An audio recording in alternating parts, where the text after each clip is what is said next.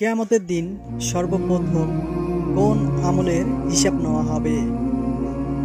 প্রিয় দর্শকবৃন্দ, কিয়ামতের দিন সর্বপ্রথম নামাজের হিসাব নেওয়া হবে।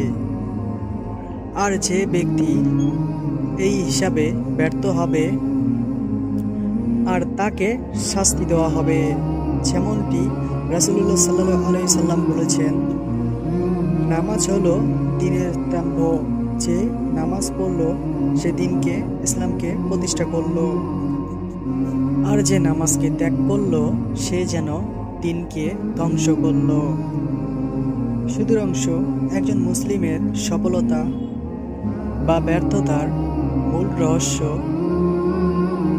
নিহিত রয়েছে নামাজ পড়ার বা ছেড়ে দেওয়ার উপর। আশা করি আমাদের ইসলামিক চ্যানেলটি সাবস্ক্রাইব করবেন এবং আমাদের সঙ্গেই থাকবেন। ভিডিওটি কেমন লাগলো তা কমেন্টে অবশ্যই জানাবেন এবং ভিডিওটি শেয়ার করবেন, একটি লাইক করতে ভুলবেন না। আল্লাহ হাফেজ। নেক্সট ভিডিও দেখার জন্য আমন্ত্রণ রইল। আসসালামু আলাইকুম।